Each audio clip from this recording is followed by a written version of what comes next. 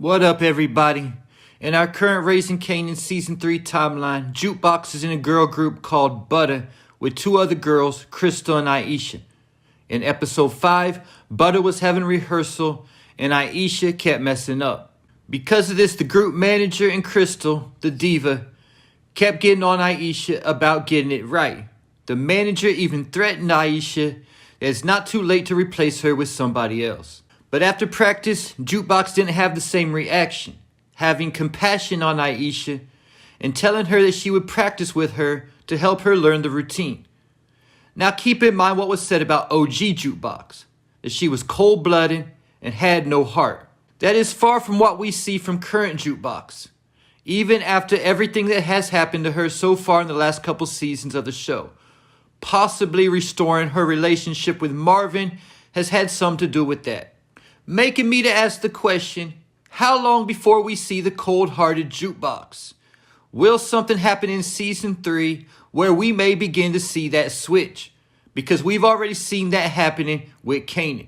Keeping in mind what Kanan told Famous after Famous told Kanan the truth about Freddie. Kanan replied, "I don't want your stupidness get in the way of my business." To me, that sounded just like Rock when he was saying this. So basically, Kanan is slowly starting to become a male version of Rock without even knowing about it. Then keep in mind when it comes to the family, Rock is a taker who always wants to be the one who is in control, even telling Lulu she owned him in Season 2 and planting the gun in Kanan's bag in Episode 4. Getting me back to Jukebox and Aisha, as they were warming up to practice together, the two began talking, and Jukebox brought up Nicole to somebody for the first time since her death, letting us know that Juke feels comfortable letting her guard down around Aisha. Then after practice, the two were talking, and Jukebox invited Aisha to the open mic event at Lou's new club, Club Voos, as Marvin was watching from across the street. But when Marvin asked Juke if Aisha was her girl, she said that it's not like that. Getting us to Club Voos, and in walks Kanan as he sits down between Juke and Aisha and immediately asks Juke to talk to her, pulling her off to the side and asking her if Aisha was her girl. Jukebox said no, letting Kanan know that it's all him. Also letting Kanan know that Aisha is her friend and a good girl.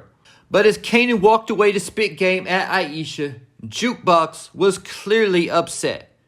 Fast forwarding about 20-some years later, and Kanan is left for dead by ghosts in a burning house fire. But Kanan was able to escape and contact his cousin Jukebox in DC to come pick him up and nurse him back to care.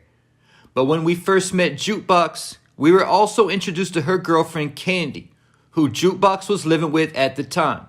But as Kanan was recovering, Jukebox used Candy to help get Kanan better, and to get the information out of Kanan about what really happened to him, because for whatever reason, Kanan refused to tell Jukebox. Was this because she became a cop and he no longer trusted her, thinking that she might actually even snitch on Ghost? No telling. But it was obvious that their relationship had changed over the years and they were no longer as close as they once were.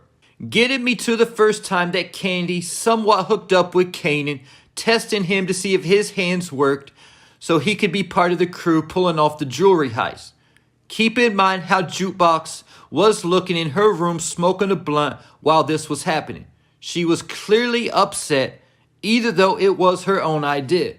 Come to find out that both of Kanan's hands were working, and the jewelry store heist went flawlessly. But during the heist, Kanan grabbed a piece of jewelry for Candy and told her to fleece it so that she could have her own money and not have to rely on Jukebox. Now keep in mind that that whole idea was both selfish and foolish. If Candy would have took that jewelry and fleeced it to the wrong person, that could have traced back to the robbery and got the whole crew roped up. But luckily, Candy didn't want to make her own money and told Jukebox about it, but not before letting Kanan smash anyway, and also telling Jukebox about that. So the whole time Kanan was in DC, his thoughts was really about how he was going to smash his cousin's girl. Again, demonstrating that Rock type of behavior.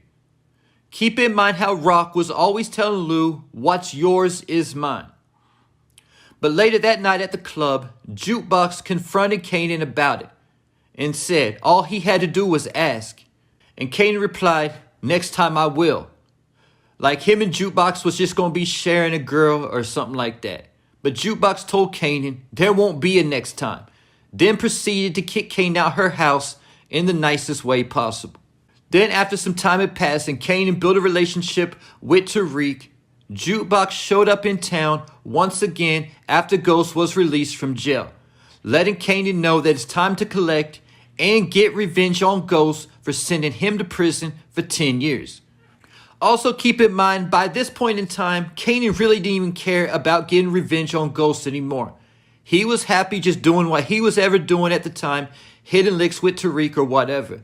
But Jukebox forced Kanan to make the move anyway. Then keep in mind what Kanan told Ghost before walking into the house to save Tariq.